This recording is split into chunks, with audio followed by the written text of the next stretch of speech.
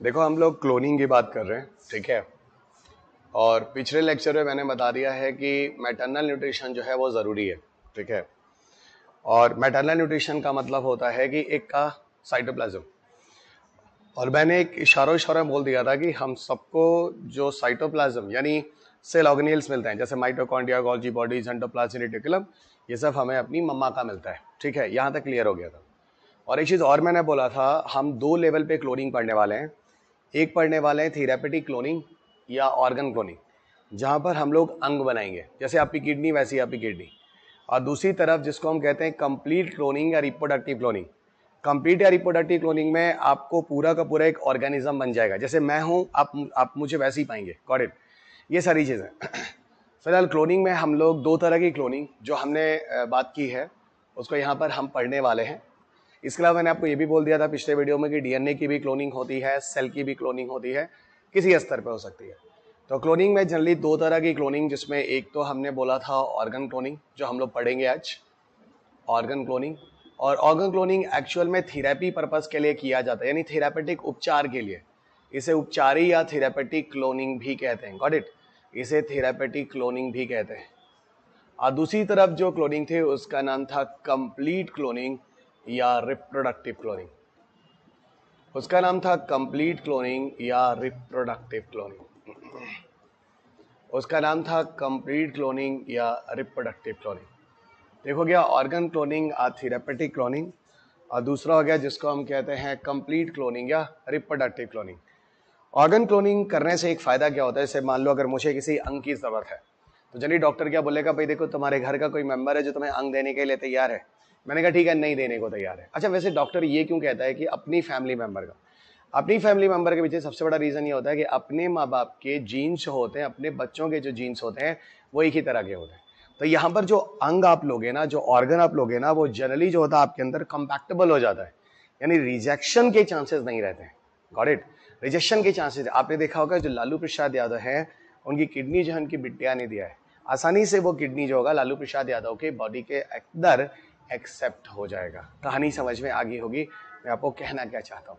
और आप मुझे बताओ, अगर मैं आपकी ही किडनी को बनाकर आपके ही शरीर में डाल दूं, ठीक है, ऐसे केस में क्या उस ऑर्गन का रिजेक्शन होगा? बिल्कुल नहीं होगा, है ना। ये ध्यान रखना। वही तो नॉर्मली अगर मान लो मैं किसी दूसरे का ऑर्गन अपने शरीर में लेता हूं तो मुझे कुछ इम्यूनो सप्रेशन मेडिसिन लेके चलने पड़ेंगे। ये मत सोचना कि मैं किसी और का ऑर्गन पा जाऊंगा तो मैं बच जाऊंगा, बिल्कुल नहीं। ये डिपेंड करता है इम्यूनो सप्रेशन मेडिसिन मेरे रिजेक्शन पर, है ना। वैसे तो रिजेक्ट जरूर होगा, लेकिन हाँ कुछ दवाइयां हैं जो मुझे बचाने की कोशिश करेंगी, ठीक है। अब यहीं पर मैं आपको बता रहा हूं कि ऐसा किसी अंग को लेने की जरूरत ही नहीं है।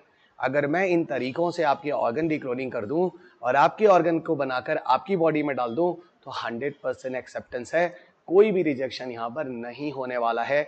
यही पूरी कहानी है जो आपको यहां समझ में आएगी इस थेरापेटिक क्लोनिंग में। कंप्लीट क्लोनिंग के केस में बताऊं तो और जानवरों के केस में कंप्लीट क्लोनिंग की जा सकती है, पर ह्यूमन के केस में कंप्लीट क्लोनिंग यानी पूरा संपूर्ण मानव नहीं बनाया जाएगा, क्योंकि ह्यूमन एक सोशल एनिमल है, सामाजिक प्राणी है, और मानव के अपने ह्यूमन के ब्लड रिलेशंस होते हैं। तो ये चीजें हैं यहाँ पर। और यहाँ पर आपको बताऊं, जो रिलीजियस गुरु वगैरह है, रिलीजियस गुरु जैसे शंकराचार्य, पोप, ये सारे के सारे ये सब ह्यूमन के कंप्लीट क्लोनिंग के पूरी तरह से अगेंस्ट में है। तो चलिए हम लोग शुरू करते हैं और क्लोनिंग कैसे करते हैं ये सारी की सारी क्लोनिंग बताता हूँ। क्लोनिंग को समझने के लिए पहले मैं आपको लिए चलता हूँ एक एग सेल की तरफ, ठीक है। मैं गया और कहीं से एक एग सेल ले लिया। अब ये एक सेल कहीं से ले लिए का कहने का मतलब है बच्चों, ये एक सेल कोई नोन सेल भी हो सकता है और एक सेल कोई अननोन एक सेल भी हो सकता है। तो मान लो ये नोन एक्सेल है या फिर मान लो ये अननोन एक्सेल है, कोई भी एक्सेल है, ये नोन एक्सेल है या फिर अननोन एक्सेल है, गॉट इट। ये कोई नोन एक्सेल है या अननोन एक्सेल है, ठीक है। इस एक्सेल के अंदर क्या होगा, एक न्यूक्लियस होगा, एक न्यूक्लियस होगा, और प्लस ये आप सबको समझ गया था क्या है, ये है साइटोप्लाज्म, ये है साइटोप्लाज्म। इस साइटोप्लाज्म के अंदर ही क्या होता है, किसी अननोन एक सेल का mitochondria, Golgi bodies, endoplasm reticulum, वो सारे के सारे सेल ऑर्गेनेल्स होते हैं, ठीक है। पहले क्या किया जाए, ये कोई लेडी है, अननोन है या नोन है, कोई फर्क नहीं पड़ता, आप उसके न्यूक्लियस को सीधे बाहर कर दो। देखो क्लोनिंग कैसे होती है। तो हमने क्या किया, सबसे पहले इसका रिमूवल ऑफ न्यूक्लियस कर दिया। सबसे पहले हमने इसका रिमूवल ऑफ न्यूक्लियस कर दिया। क्या कर दिया, रिमूवल ऑफ न्यूक्लियस कर दिया।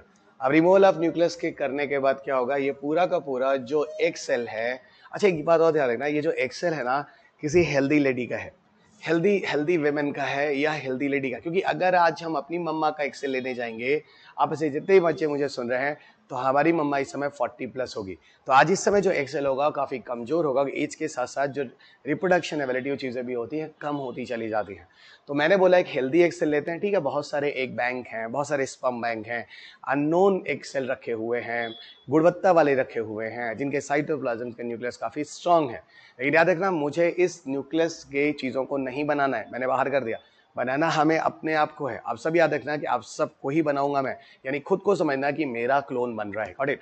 चाहे वो आपका ऑर्गन क्लोन हो, चाहे वो आपका रिप्रोडक्टिव क्लोन, संपूर्ण बॉडी का क्लोन हो। अब देखो इसमें होता क्या है, ये जो बना ये क्या हो गया, ये हो गया बच्चों ई न्यूक्लिएटेड एक्सेल। ई न्यूक्लिएटेड का मतलब ऐसा एक्सेल जिसमें न्यूक्लियस नहीं है, लेकिन हाँ यहाँ पर जो साइटोप्लाज्म है वो है, साइटोप्लाज्म है जो है, और ये किसी अननोन लेडी का, नोन लेडी का हेल्दी सेल ऑर्गेनेल है, यानी माइटोकॉन्ड्रिया है, गोल्जी बॉडीज है, एंडोप्लाज्मिक रेटिकुलम है, ये सारी चीजें यहाँ पर हैं। अब देखो दूसरी तरफ क्या होता है, दूसरी तरफ हमने क्या किया, यहाँ पर हमने ले लिया क्या, एक सोमैटिक सेल। मैंने बोला था जब हमें क्लोन करना होगा तो कौन सी सेल लेंगे, सोमैटिक सेल। बेसिक्स मैंने आपको बहुत बढ़िया पढ़ाया है, बेसिक्स, और वह मैंने समझाया था डीएनए फिंगरप्रिंटिंग करो या फिर कुछ भी है ना, सोमैटिक सेल का बड़ा यूज है, क्लोन करोगे सोमैटिक सेल ही लेंगे। और मैंने आपको कुछ एग्जांपल्स बताए थे, जैसे भेड़ का जो लिया था, जो शिप का बना था उसके मेमोरी ग्लैंड को लिया था, भारत में जो बना था उसके ईयर का लिया था, ये सारी चीजें मैंने पीछे के डिस्कशन में कर दी हैं। तो मैंने क्या कर लिया, मैंने सोमैटिक सेल ले लिया। सोमैटिक सेल में क्या मिलेगा, ये आप हैं, ये you people are there guys, है ना, ये आप हैं, चलो मैंने बोला रवि सर है, ठीक है, ये आप है मतलब रवि सर है, ठीक है। यहाँ क्या किया मैंने, यहाँ क्या किया, सोमैटिक सेल में अंदर मैंने ले लिया क्या, अंदर मैंने ले लिया न्यूक्लियस, ये मैंने अंदर ले लिया बच्चों न्यूक्लियस, ठीक है। न्यूक्लियस ये किसका है, आपका न्यूक्लियस है। आपके न्यूक्लियस में टोटल 23 पेयर ऑफ क्रोमोसोम्स हैं, आपके न्यूक्लियस में पूरे जो हैं वो 23 पेयर ऑफ क्रोमोसोम्स हैं। और सुनना, यहीं पर आपको मिलता है क्या, अगल बगल जो है वो मिलता है आपको साइटोप्लाज्म, और ये किसका साइटोप्लाज्म है, आपका है। अच्छा एक बात और बताइए, इस न्यूक्लियस में क्या है, 23 आपके फादर है, 23 आपकी मदर है, मुझे नहीं लगता इसमें कुछ और बताने की जरूरत है। तो न्यूक्लियस में 23 आपके फादर हो गए और 23 आपकी मदर हो गई, ठीक है। अब सुनो एक काम करते हैं, इस वाले देखो इन दोनों सेल का कैसे फ्यूजन कराया जाता है। देखो इन दोनों सेल का फ्यूजन ऐसे होता है कि जो ई न्यूक्लिएटेड एक सेल है, मतलब ये जो ई न्यूक्लिएटेड एक सेल है, इसके अंदर लाकर ये पूरा सोमैटिक सेल के न्यूक्लियस को, ये पूरा बच्चा इसको लाके इसके अंदर डाल दिया जाए, यानी ये और ये हो गया आपका क्या, आपका न्यूक्लियस हो गया, ये आपका है, येलो कलर से मैंने आपका बोला है, और इसमें आपका 23 पेयर क्रोमोसोम हो गया, यानी 23 और मम्मा एंड 23 आपके पापा। वही क्रोमोसोम जो आपकी बॉडी के हर सेल में है, उस वाले को दूसरे एग में हमने ट्रांसफर कर दिया, ऐसे एक सेल में जो एक सेल एक हेल्दी एक सेल है। याद रखना, क्योंकि हमारी मम्मा का एक सेल काफी इस समय वीक होगा, 40+ के आसपास, ठीक है। फिर मैं बार बार कह रहा हूँ, अब मैंने कहा मान लो अब ये हमारा, ये क्या कहलाएगा, ये कहलाएगा सोमैटिक सेल, ये कहलाएगा somatic cell nuclear transfer, somatic cell nucleus transfer excel, ये हो गया सोमैटिक सेल। इसको हम शॉर्ट में कहते हैं SCNT। क्या बोलते हैं, SCNT, somatic cell nuclear transfer excel. यानी हमने क्या किया, सोमैटिक सेल के न्यूक्लियस को एक सेल के अंदर ट्रांसफर कर दिया। अब इसको क्या बोलोगे, somatic cell nuclear transfer excel, ये SCNT हो गया। अब क्या करेंगे, सुनो, आपके पेपर में क्वेश्चन पूछा है SCNT क्या है। फिलहाल आप लोगों ने सो करंट अफेयर्स बोल दिया, ये क्वेश्चन स्टैटिक था, ठीक है। करंट अफेयर्स बोलने के पीछे कारण क्या है, इस बारे में मैं बोलना नहीं चाहूँगा, या फिर बोल ही देता हूँ, रहा नहीं जाता है, क्योंकि आपको लोगों ने बेवकूफ़ समझ रखा है। ये क्वेश्चन 2017 में पूछा जाता है, साफ सा लिखा गया है, what is the application of somatic cell nuclear transfer technology. सीधा क्वेश्चन देखोगे, 14वां क्वेश्चन 2017 का, सॉरी 15वां क्वेश्चन 14वां क्वेश्चन 2017 का साफ साफ पूछा जा रहा है। यहाँ देखो, है ना, बेवकूफ़ों जो इन चीज़ों को नहीं समझ रहे इन सब्जेक्ट को। What is the application of somatic cell nuclear transfer technology, साफ साफ लिखा है। कह रहे भैया, production of bio larvicide, manufacturing of biodegradable plastics, reproduction cloning of animals, production of organism free of disease. देख रहे हो, ये आपके पेपर का क्वेश्चन है, बताओ डॉली शिप कब बनाया गया, ठीक है ना। और तुमको 2017 में लग रहा है डॉली भीड़ बनकर आया था। डॉली शिप बना है 1997 में, ठीक है।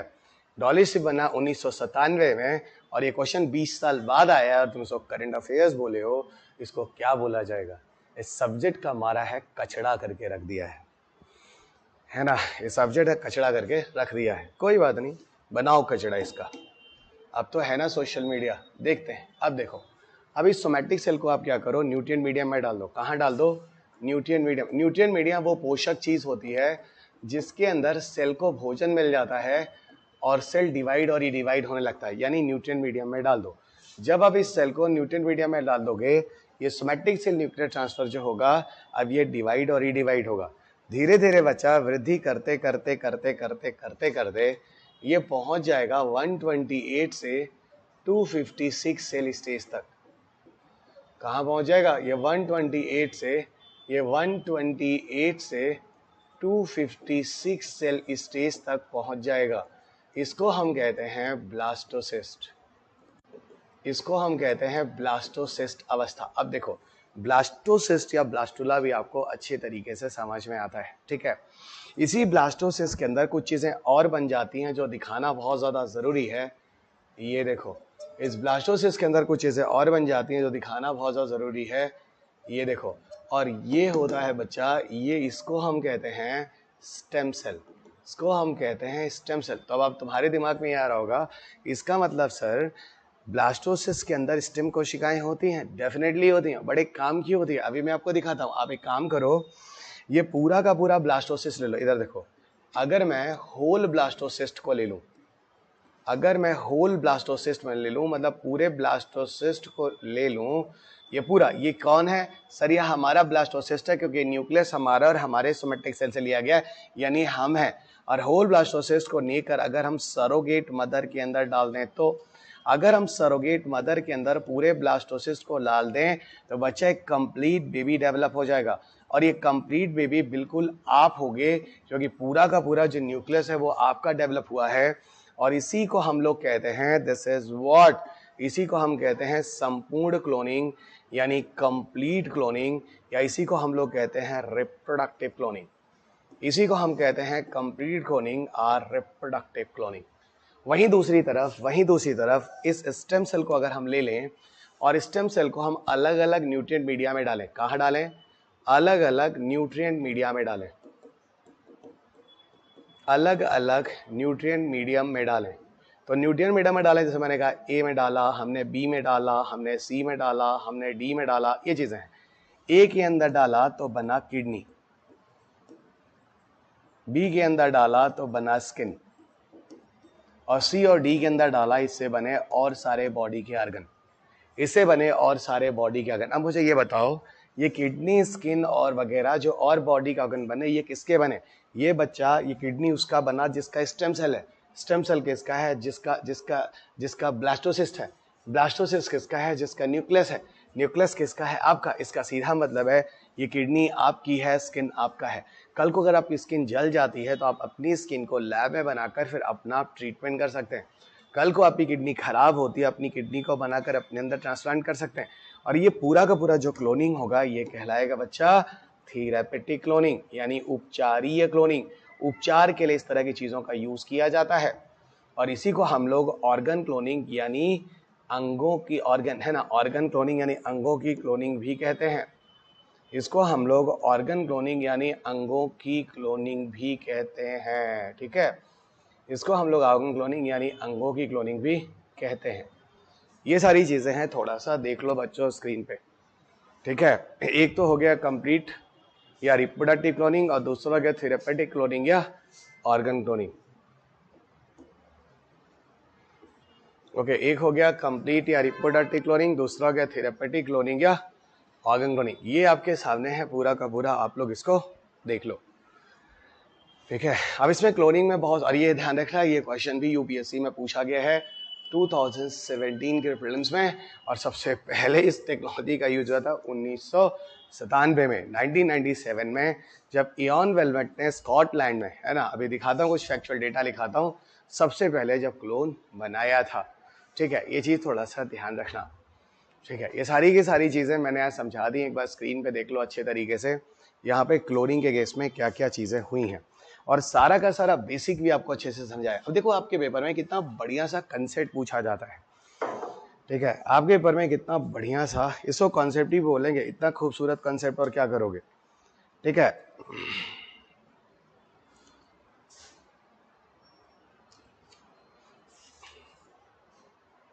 ओके, अब यहाँ पे कुछ फैक्चुअल डेटा लिख लेते हैं। ठीक है, सम फैक्चुअल डेटा जो एग्जाम्स की जरूरत हो सकती है। सम फैक्चुअल डेटा, देखो फैक्चुअल डेटा में एक तो मैं आपको बता दूं 1997, मैंने अभी बोला 1997 में क्या हुआ, इयान वेलमेट ने है ना, इयान वेलमेट ने सबसे पहले रॉसलिन इंस्टीट्यूट है, कौन सी जगह है, रॉसलिन इंस्टीट्यूट है।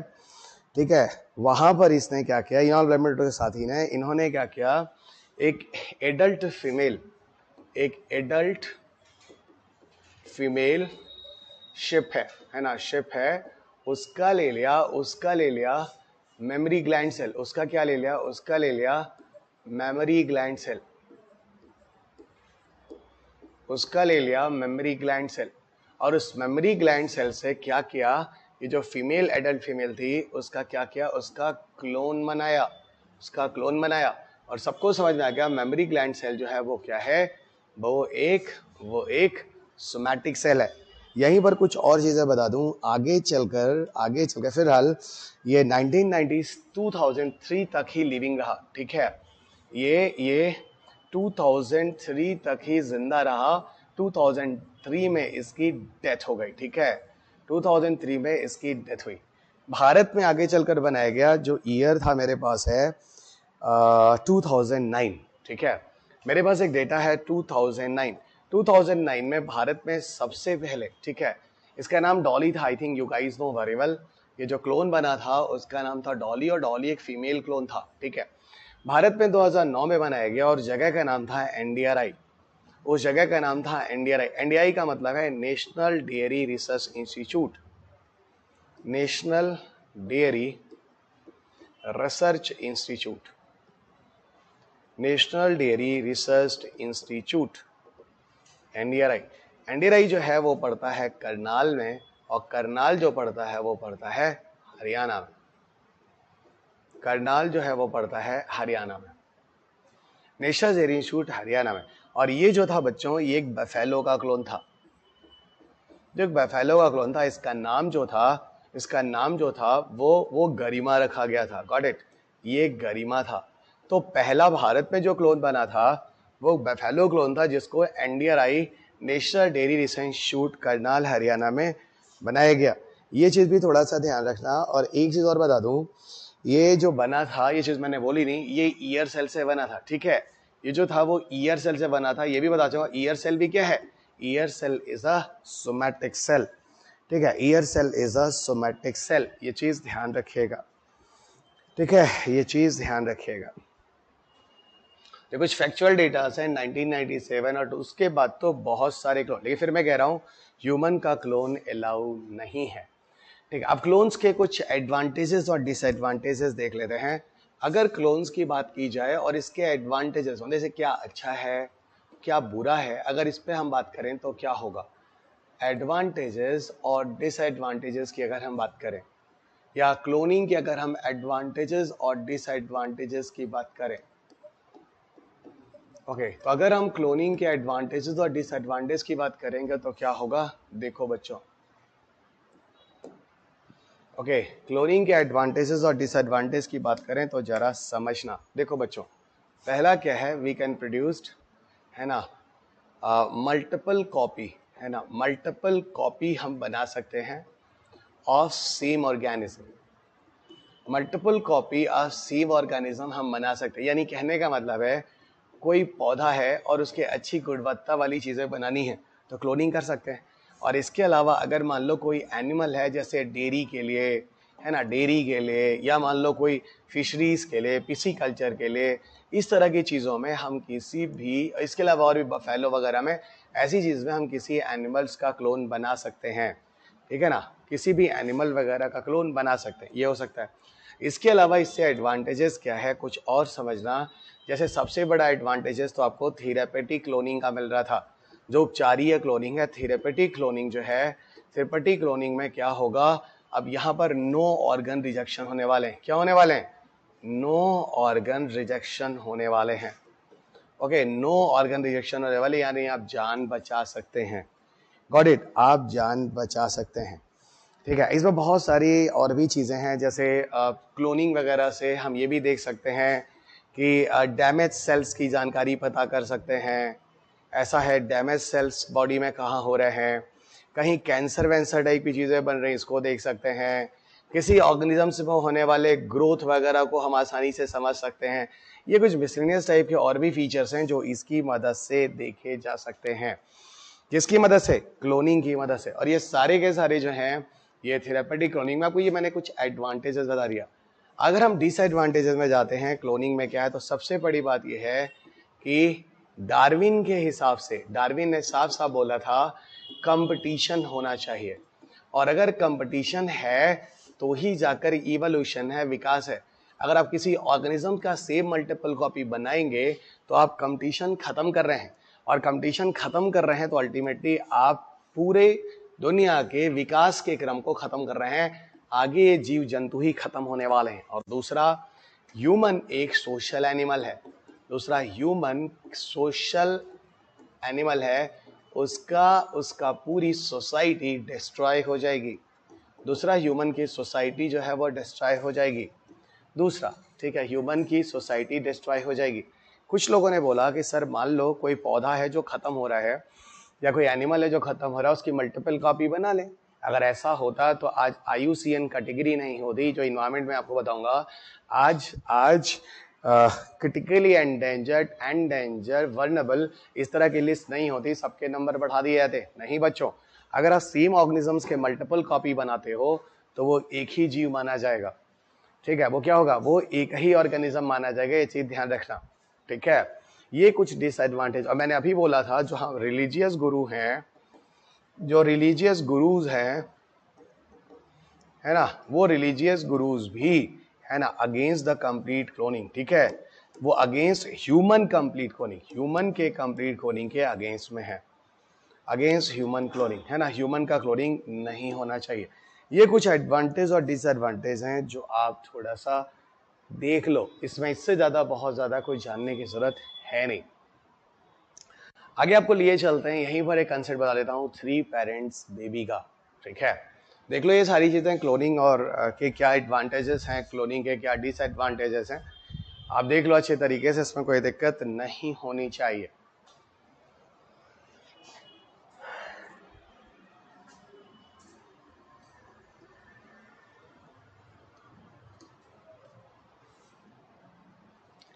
अब हम बात करने वाले हैं 3 पेरेंट्स बेबी के बारे में। देखो बच्चों, 3 पेरेंट्स बेबी, 3 पेरेंट्स बेबी के कंसेप्ट को समझने के लिए आपको एक बार फिर से मैं लिख दूं, 3 पेरेंट्स बेबी को हम लोग कई नामों से जानते हैं। इसी उपचार को हम लोग माइटोकॉन्ड्रियल जीन थेरेपी के नाम से भी जानते हैं। इसी को हम लोग माइटोकॉन्ड्रियल जीन थेरेपी के नाम से भी जानते हैं, और इसी को प्रो न्यूक्लियर ट्रांसफर टेक्नोलॉजी के नाम से भी जानते हैं। इसी को प्रो न्यूक्लियर ट्रांसफर टेक्नोलॉजी के नाम से भी जाना जाता है। प्रो न्यूक्लियर ट्रांसफर टेक्नोलॉजी के नाम से भी जाना जाता है। गॉट इट, इसी को हम लोग प्रो न्यूक्लियर ट्रांसफर टेक्नोलॉजी के नाम से भी जानते हैं। ठीक है, ये चीजें हैं 3 parents baby, mitochondrial gene therapy, pro nuclear transfer technology, ये सारी की सारी चीजें हैं, ध्यान देना। ठीक है, अब जरा यहाँ पे समझना बच्चों, कुछ चीजें और बताता हूँ। अब देखो यहाँ पे है क्या, मैं आपको पहले बता दूं। जब मैंने आपको बेसिक कंसेप्ट बोला था तो मैंने कहा था ये बताओ जीन जो होते हैं वो कहाँ होते हैं, तो मैंने बोला भी देखो जीन जो होते हैं वो DNA में होते हैं। फिर मैंने कहा ये बताओ ह्यूमन में DNA कहाँ होता है, फिर मैंने कहा देखो ह्यूमन में जो DNA होता है वो एक तो न्यूक्लियस में होता है, और दूसरा जो ह्यूमन में DNA होता है वो माइटोकॉन्ड्रिया में होता है। वो कहाँ होता है? माइटोकॉन्ड्रिया में होता है। मैंने बोला एक तो न्यूक्लियस में होता है और दूसरा जो है वो माइटोकॉन्ड्रिया में। तो फिर से बात कर लेते हैं, जीन कहाँ होता है? जीन डीएनए में होता है। डीएनए कहाँ होता है? माइटोकॉन्ड्रिया न्यूक्लियस में होता है। इसका सीधा मतलब है कि जीन जो होते हैं वो आपको माइटोकॉन्ड्रिया में मिलेंगे और न्यूक्लियस में मिलेंगे। लेकिन हाँ, मेनली जो जीन होते हैं वो न्यूक्लियस में होते हैं। रेयरली या फ्यू ही जीन ऐसे होते हैं जो आपको माइटोकॉन्ड्रिया में लगे। माइटोकॉन्ड्रिया का जीनोमिक सीक्वेंस भी बहुत छोटा होता है और न्यूक्लियस का लगभग जो हम लोगों ने पीछे देखा था लगभग 3 billion base pair length of DNA जो हम लोगों ने देखा था कहाँ? ह्यूमन जीनोम प्रोजेक्ट के टाइम में। ठीक है, ह्यूमन जीनोम प्रोजेक्ट के टाइम में। अब यहाँ पर मैं एक चीज बता दूं, देखो ऐसा है, अगर माइटोकॉन्ड्रिया के अंदर जीन या डीएनए, इसका सीधा मतलब है कि माइटोकॉन्ड्रिया भी कुछ कैरेक्टर या कुछ बीमारियां रखता है। असल में एक बीमारी है जिसके बारे में बता दूं, लेग सिंड्रोम। लेग सिंड्रोम एक ऐसी बीमारी है जो माइटोकॉन्ड्रिया के डीएनए से होकर आगे बढ़ती है, माइटोकॉन्ड्रियल डीएनए से आगे बढ़ती है। ठीक है, जो लेग सिंड्रोम है वो माइटोकॉन्ड्रिया के डीएनए से आगे बढ़ता है। और लेग सिंड्रोम एक ऐसी बीमारी है जो एक फैटल डिसऑर्डर है, जान ले जाती है ब्रेन, मसल और नर्व्स को, है ना। जो ब्रेन, मसल और नर्व्स होते हैं, ब्रेन, मसल्स और जो नर्व्स होते हैं, ठीक है, नर्व्स होते हैं, इनको इन्फेंट के अंदर, इन बच्चों के अंदर विकसित नहीं होने देते हैं और इससे बच्चे की जो होती है वो डेथ हो जाती है। बच्चे क्या हो जाती है? डेथ हो जाती है। इसी बीमारी के अगेंस्ट में सबसे पहले 3 पेरेंट्स बेबी को डेवलप करने की कोशिश की गई और ये जो पहला बेबी जो है 3 पेरेंट्स बेबी जो डेवलप हुआ वर्ल्ड फर्स्ट, वो हुआ है मैक्सिको में। तो दुनिया का पहला 3 पेरेंट्स बेबी कहाँ डेवलप हुआ है? वो हुआ है मैक्सिको में। ओके, तो मैक्सिको में सबसे पहले 3 पेरेंट्स बेबी डेवलप किया गया और ये ऐसी बीमारी थी जो कि कहाँ से आ रही थी? जो कि माइटोकॉन्ड्रिया से आ रही थी।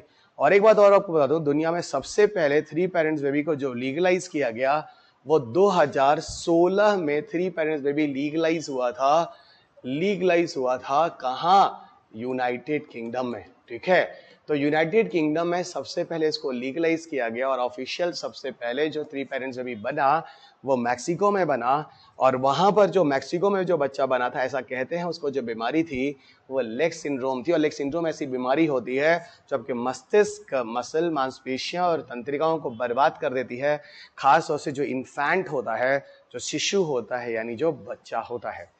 ठीक है, अब यहाँ पर किया क्या जाए? किया ये जाए कि बीमारी जो माइटोकॉन्ड्रिया से होकर आती है, इस माइटोकॉन्ड्रिया को ठीक किया जाए। अब माइटोकॉन्ड्रिया को कैसे ठीक किया जाए? और एक बात और बताओ, हम सब माइटोकॉन्ड्रिया किसका पाते हैं? ये पीछे के डिस्कशन में आपको, इसके ठीक पीछे के जो लेक्चर मैंने पढ़ाया वहां मैंने साफ साफ बोला है, हम सबको माइटोकॉन्ड्रिया अपनी मम्मा का मिलता है। ये कंसेप्ट मैंने तब बताया था जब कहा था कि हम सब मैटरनल न्यूट्रिशन की वजह से ही डेवलप होते हैं, यानी मम्मा के पोषण से ही। और इसको मैंने समझाया था क्योंकि हम सबको एक का साइटोप्लाज्म, यानी एक में मौजूद mitochondria, Golgi bodies, endoplasmic reticulum, ये चीजें मिली हैं। ठीक है, ये चीजें मिली हैं। अब इसी में हम लोग कुछ चीजें और देख लेते हैं, जरा समझना। ठीक है, लेग सिंड्रोम, मैक्सिको, ये हो गया। अब ये बात होती है कि भाई अगर कोई लेडी है, ये तो कंफर्म है कि हम सबको माइटोकॉन्ड्रिया कहाँ का मिलता है? मम्मा का। और माइटोकॉन्ड्रिया में डिफेक्टेड जीन है, इसका मतलब अगर मम्मा को वो बीमारी है तभी या तो लड़का होगा या लड़की होगी तो बीमारी जाएगी। क्योंकि लड़का भी पैदा होता तो भी मम्मा का माइटोकॉन्ड्रिया लेता है, लड़की भी पैदा होती है तब भी वो लेती है। इसका सीधा मतलब अगर फीमेल में ऐसी बीमारी है तभी लड़के या लड़के जो होंगे, लड़कियां होंगी, बच्चियां या बच्चे, उन्हीं को बीमारी होगी। पर फिर भी हम इसको ट्रीट कर सकते हैं। कैसे कर सकते हैं? आइए आपको लिए चलते हैं 3 पेरेंट्स बेबी के केस में। पहले तो मैं आपको लिए चलता हूं अपने पापा की तरफ। तो ये मान लो बच्चों, ये हमारे हो गया ओन फादर। ओन फादर का मतलब ये हो गया स्पर्म, यानी यहां हमने ले लिया अपने फादर का स्पर्म। तो ये हो गया बच्चा ओन फादर, है ना, ओन फादर हो गया, ओन फादर का स्पर्म हो गया। ये क्या हो गया? न्यूक्लियस। और ये क्या हो गया? ये हो गया बच्चा, ये हो गया, दिस इज साइटोप्लाज्म। तो एक हो गया न्यूक्लियस और दूसरा हो गया साइटोप्लाज्म। ठीक है, एक हो गया न्यूक्लियस और दूसरा हो गया साइटोप्लाज्म। अब सुनो, इस न्यूक्लियस और साइटोप्लाज्म में क्या कहानी है जरा मैं आपको समझाता हूं। सुनो, होता क्या है, असल में क्या है, ये तो हो गया ओन फादर। दूसरी तरफ हमने कहा, मान लो ये अपनी मम्मा है। ठीक है, ये अपनी मम्मा है और ये मम्मा का एक सेल है। मैंने ले लिया अपनी मम्मा का एक सेल, क्या ले लिया? अपनी मम्मा का एक सेल ले लिया। और ये क्या है बच्चा? ये साइटोप्लाज्म है, और ये जो डॉट डॉट बना रहा हूँ हजारों की संख्या में, ये डिफेक्टेड माइटोकॉन्ड्रिया है। ये हो गया एक सेल का क्या, न्यूक्लियस।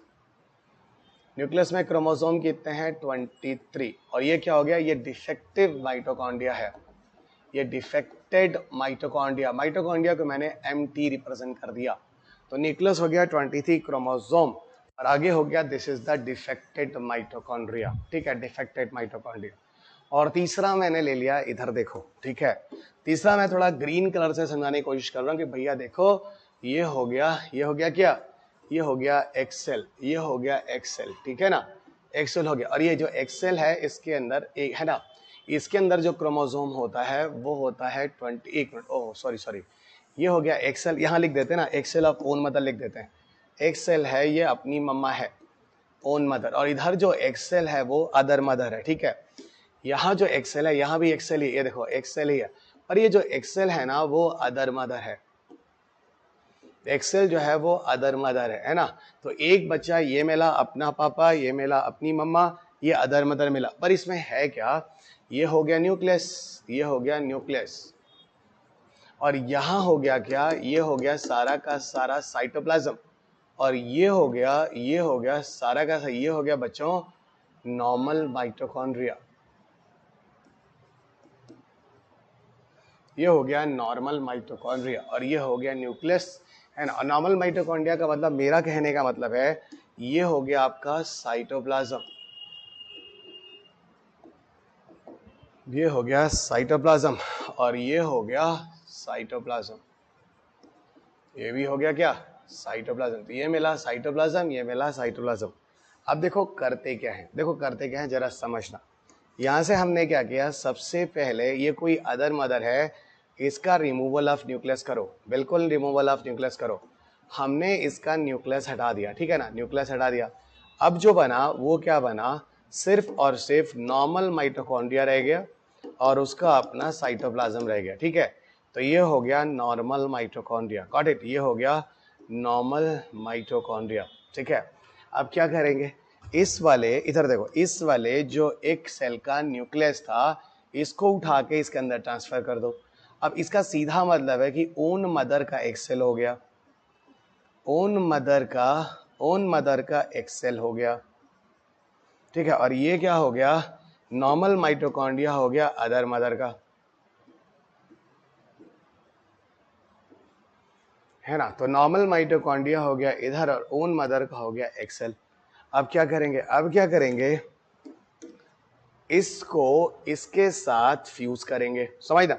जब हम इसको इसके साथ फ्यूज करेंगे तो ये 2 लेडीज का ग्रुप हो गया, गॉट इट। अब यहाँ पर नॉर्मल माइटोकॉन्ड्रिया अपनी मम्मा का एक्सेल, और जब इस स्पर्म के साथ फ्यूज होगा तो ये बन जाएगा बच्चा 3 पेरेंट बेबी, ये हो गया 3 माँ बाप से बनने वाली संतान। अब बताओ यहाँ पर चीजें समझ में आई या नहीं। बहुत ही सिंपल तरीके से आपको 3 पेरेंट्स बेबी को समझाने की कोशिश की गई है, अच्छे से समझ लो।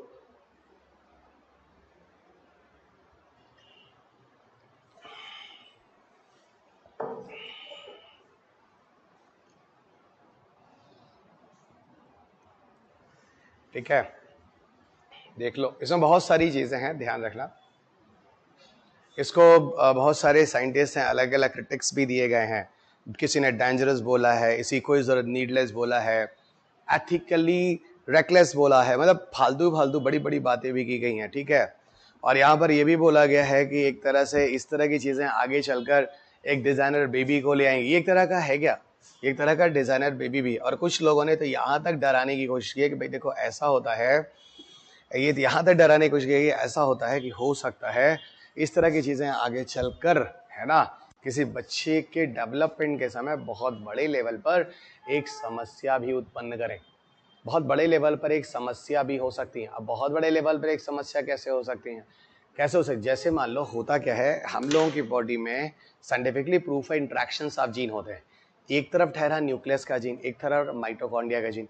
क्या पता इन दोनों के बीच में जब बच्चे का विकास हो रहा हो, बच्चे के डेवलपमेंट के समय कुछ यहाँ पर डिस्टर्बेंसेस हो जाए जेनेटिक इंटरेक्शन की वजह से। तो ये बहुत ही डिबेटेबल है, कुछ कंट्रीज ने इसको अपनाया है, भारत में इस तरह की कोई भी चीज़ है जो अभी तक नहीं लाई गई है। सो ये पूरा का पूरा एथिकली भी करेक्ट नहीं है, क्योंकि किसी तीसरे लेडी की चीज ली जा रही है और यहाँ पे कुछ इंटरेक्शन भविष्य में हो सकता है। अब देखते हैं बच्चों, देखो ये बच्चा तो पैदा हो गया है, इसके बारे में कहीं भी इंफॉर्मेशन डिस्क्लोज नहीं है ना। इसमें क्या हो रहा है, कैसे हो रहा है, आगे वाले समय में देखेंगे। और फिर आगे आने वाले समय में इस तरह की चीज़ें जो होंगी, उम्मीद तो करता हूँ कि पॉजिटिव ही रिजल्ट होंगे। ऐसे बहुत सारे बच्चों की जिंदगियां बच जाएंगी, ठीक है, जो बच्चे आगे अपने मामा पापा से होने वाले हैं और जो माइटोकॉन्ड्रियल बीमारियों को लेकर आगे बढ़ेंगे। ऐसे केस में हो सकता है कि मदर बिल्कुल प्रेगनेंसी से ही मना कर दे कि भाई अगर इतनी खतरनाक बीमारियां हैं तो मैं क्यों अपने बच्चे को लाऊं इस दुनिया में। अब जो भी ये चीज़ें देखेंगे, ये 3 पेरेंट्स बेबी का कॉन्सेप्ट था, ठीक है। ये यहाँ पर हमारा 3 पेरेंट्स बेबी हो गया। अब हम चलेंगे अगले कंसेप्ट्स की तरफ। ओके, अब हम बात करने वाले हैं एक अगले कंसेप्ट की तरफ जिसका नाम है स्टेम सेल। टॉपिक्स धीरे धीरे एक एक टॉपिक्स हो रहे हैं और धीरे धीरे सारे टॉपिक्स आपको यहाँ पर कोर्स में कवर होते जा रहे हैं। स्टेम सेल, स्टेम सेल बड़ा ही यूनिक सेल है, बड़ा ही अलग सेल है, बड़ा ही इंटरेस्टिंग सेल है। सबसे पहले मैं आपको स्टेम सेल की कुछ प्रॉपर्टी बता दूं जो अपने आप में स्टेम सेल को बहुत महान बनाती है।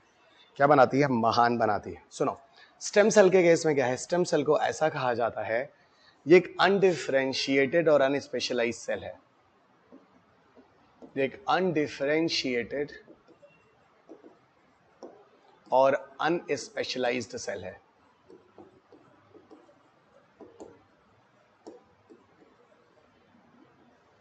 स्टेम सेल एक अनडिफरेंशिएटेड और अनस्पेशलाइज्ड सेल है, ठीक है। तो स्टेम सेल एक अनडिफरेंशिएटेड और अनस्पेशलाइज्ड सेल है और इस सेल के अंदर ये है कि ये डिफरेंशिएट और स्पेशलाइज हो जाए। ये क्षमता हर सेल में नहीं है, ये डिफरेंशिएट और स्पेशलाइज हो जाए। यानी स्टेम सेल एक ऐसा सेल है जो एक अनडिफरेंशिएटेड और अनस्पेशलाइज्ड सेल है और जिसमें एक कैपेसिटी है। देखना, इसमें एक क्षमता है, कैपेसिटी मतलब एक क्षमता है जो डिफरेंशिएट और स्पेशलाइज हो सकता है। ये गुण आपको हर सेल में नहीं मिलेगा। तो एक ऐसा आपको गुण मिल रहा है जो कि स्टेम सेल का है, अनडिफरेंट। आपने खुद देखा था, अगर आप क्लोनिंग के टाइम में जाओ तो क्लोनिंग में मैंने आपको समझाया था बच्चों कि जो स्टेम सेल है, ये देखो कितना इनोसेंट सा सेल है जो आपको ब्लास्टोसिस्ट के अंदर मिला था। फिलहाल मैं आपको बताऊंगा कई जगह मिलते हैं।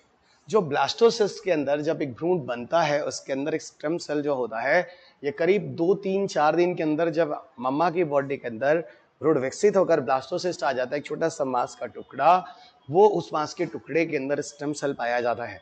इस स्टेम सेल में कितना इनोसेंट है, जब उसको अलग अलग न्यूट्रिएंट मीडिया में रखा जाता है, ये पोषक पदार्थ होते हैं, अलग अलग न्यूट्रिएंट मीडिया में अलग अलग तरह के अंगों का निर्माण करने की क्षमता स्टेम सेल में होती है। यानी डिफरेंशिएट होने की क्षमता होती है, स्पेशलाइज्ड होने की क्षमता होती है और इस तरीके से चलकर ये पूरा का पूरा कैरेक्टर बनता है, ठीक है।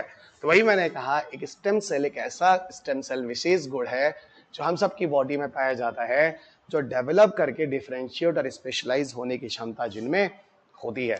ये चीज आप ठीक से ध्यान रखेंगे और आगे आपको लिए चलता हूं। सुनो, स्टेम सेल अगर हम देखें तो stem cell are of many types, ये बहुत तरह के होते हैं। Stem cells are of many types. हम यहाँ पे 3 तरह के स्टेम सेल को बहुत डिटेल में पढ़ने वाले हैं, मतलब ढंग से पढ़ने वाले हैं according to demand of examinations. क्या है? सुनो बच्चों, हम जब स्टेम सेल की बात करते हैं तो उनके लोकेशन के हिसाब से कहाँ पाए जाते हैं, उनकी लाइफ स्पैन के हिसाब से, मतलब मानव के लाइफ स्पैन के हिसाब से, मानव के जीवन के हिसाब से अलग अलग जगह अलग अलग समय में अलग अलग नेचर के स्टेम सेल पाए जाते हैं। मानव के जीवन में अलग अलग समय, है ना, अलग अलग जगह अलग अलग तरह के स्टेम सेल पाए जाते हैं, है ना। और ये कौन कौन से पाए जाते हैं, इस पे हम लोग थोड़ी सी टिप्पणी कर लेते हैं। आ जाओ बच्चों, पहले मैं आपको लिए चलता हूँ टाइप्स ऑफ स्टेम सेल, समझते जाना। एक तरफ मैंने लिया टाइप्स ऑफ स्टेम सेल, एक मैंने ले लिया टाइप्स ऑफ स्टेम सेल, ठीक है। स्टेम सेल में क्या है जरा देखो, बात करते हैं। पहला आता है जिसको हम कहते हैं टोटीपोटेंट, पहला आता है जिसको हम कहते हैं टोटीपोटेंट, दूसरा जिसको हम कहते हैं प्लूरीपोटेंट, दूसरा जिसको हम कहते हैं प्लूरीपोटेंट, और तीसरा जिसको हम कहते हैं मल्टीपोटेंट।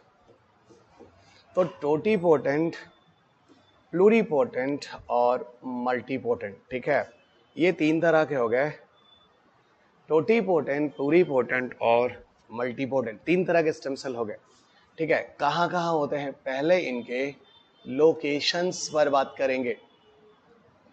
पहले इनके लोकेशंस से बात करेंगे, कहाँ कहाँ पाए जाते हैं स्टेम सेल, जरा देखो बच्चों, है ना। पहले इनके लोकेशंस पर बात करेंगे, सी हियर गाइस, कहाँ होते हैं, और फिर इनके फंक्शंस पर बात करेंगे, फिर इनके फंक्शंस पे बात करेंगे, ओके, फिर इनके फंक्शंस पर हम बात करेंगे, ठीक है। अब जरा समझो, मैं इन चीज़ों को समझाता हूँ।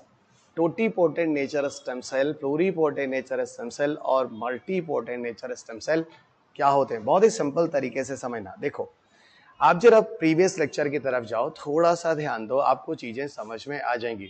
जो टोटीपोटेंट स्टेम सेल होते हैं, ये एक्चुअल में जो जाइगोट होता है, याद रखना, जाइगोट एंड आफ्टर वन या two division, after one or two division, each and every cell,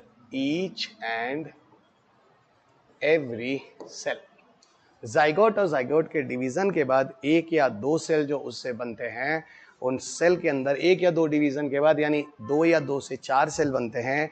इन सब में एक नेचर पाया जाता है जिससे हम कहते हैं टोटीपोटेंट सेल। टोटीपोटेंट जाइगोट और जाइगोट के बाद जो एक या दो डिवीजन होते हैं, उससे जितने सेल बनते हैं, उन सब सेल की प्रॉपर्टी टोटीपोटेंट होती है। और इनको अगर हम वास्तविकता में बताएं, ये एक तरह के स्टेम सेल ही हैं। तो सर इसका मतलब जाइगोट एक तरह का स्टेम सेल है? एग्जैक्टली, जाइगोट एक तरह का स्टेम सेल ही है, ठीक है। अच्छा, प्लूरीपोटेंट किसे कहते हैं? प्लूरीपोटेंट आपने देखा था, बहुत ही सिंपल है, जो आपने ब्लास्टोसिस देखा था, आपने ब्लास्टोसिस के अंदर जो मौजूद स्टेम सेल देखा था, वो एक्चुअल में बच्चा प्लूरीपोटेंट ही था।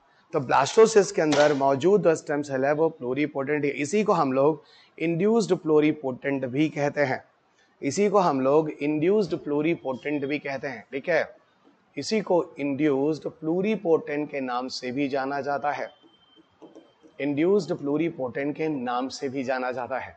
मल्टीपोटेंट जो होता है वो क्या होता है? अब जैसे मल्टीपोटेंट की बात करें, जैसे आप जो एडल्ट ह्यूमन बॉडी है, एडल्ट ह्यूमन बॉडी में जैसे मान लो आपका ये क्या नाम है, फीटल टिश्यूज है, कॉर्ड ब्लड सेल्स है, एडल्ट स्टेम सेल्स है ना, जैसे कॉर्ड ब्लड सेल्स, जो कॉर्ड ब्लड सेल्स है या इस तरह की चीजें हैं, they all are the example of multipotent stem cell. जो कॉर्ड ब्लड सेल्स वगैरह होते हैं, they all are the example of multipotent stem cell, ठीक है। अब जैसे आपके बोन मैरो वगैरह में जो चीज़ पाई गई, बोन मैरो वगैरह में जो चीज़ पाई गई, ये सारी चीज़ें जो होती हैं, ये आपकी मल्टीपोटेंट स्टेम सेल के अंदर आती हैं। Got it? ये चीज़ें आपकी मल्टीपोटेंट स्टेम सेल के अंदर आती हैं। Got it? ये हो गया। अब जरा समझो, इसमें मैं कुछ चीज़ें बता दूं। जो टोटीपोटेंट और प्लूरीपोटेंट है ना, समझो इधर, जो टोटीपोटेंट और प्लूरीपोटेंट है, जरा समझो, इनको एक्चुअल में हम लोग एम्ब्रियोनिक स्टेम सेल भी कह सकते हैं। इनको एक्चुअल में हम लोग एम्ब्रियोनिक स्टेम सेल भी कह सकते हैं। और वहीं दूसरी तरफ ये जो है मल्टीपोटेंट, इसको हम लोग एडल्ट स्टेम सेल भी कहते हैं, इसको हम लोग एडल्ट स्टेम सेल भी कहते हैं। Got it? ये एम्ब्रियोनिक स्टेम सेल हो गया, और आगे आने वाला जो था, it was a adult stem cell.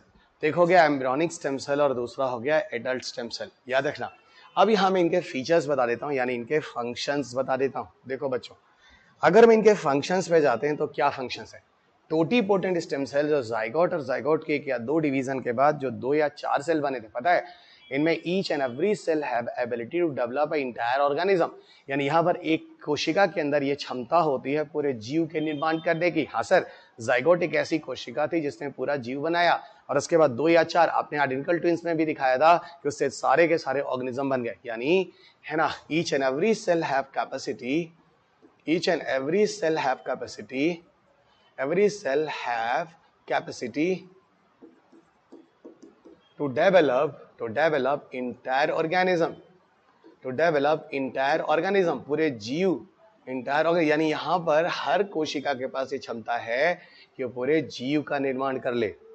है ना, वो पूरे जीव का निर्माण कर ले, और ये चीज टोटीपोटेंट कहलाती है। Each and every cell have capacity to develop the entire organism. और अगर हम प्लूरीपोटेंट की तरफ जाएं तो यहाँ पर क्या है ना, a cell has ability for development of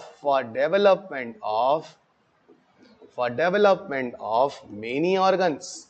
यानी यहां पर एक कोशिका के पास क्षमता होती है बहुत सारे अंगों का निर्माण करने की। जो आपके ब्लास्टोसिस्ट वगैरह में जो आपको मिला था, इसको हम क्या कह रहे हैं, प्लूरीपोटेंट। आपने वहां देखा था एक स्टेम सेल को ब्लास्टोसिस्ट से निकालने के बाद वो बहुत सारे अंगों का निर्माण कर रहा था। तो एक तो ये मिला, और वहीं पर मल्टीपोटेंट जो होता है, अब देखो यहाँ पे a cell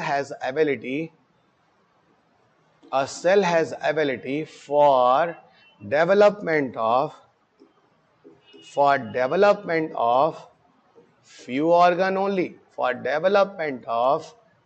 organ only। यहां हो गया मेनी ऑर्गन, यहां हो गया फ्यू ऑर्गन, ये हो गया मेनी ऑर्गन और ये हो गया फ्यू ऑर्गन, ये हो गया मेनी ऑर्गन और ये हो गया फ्यू ऑर्गन्स, और यहां पर हो गया पूरा का पूरा जीव बन रहा है।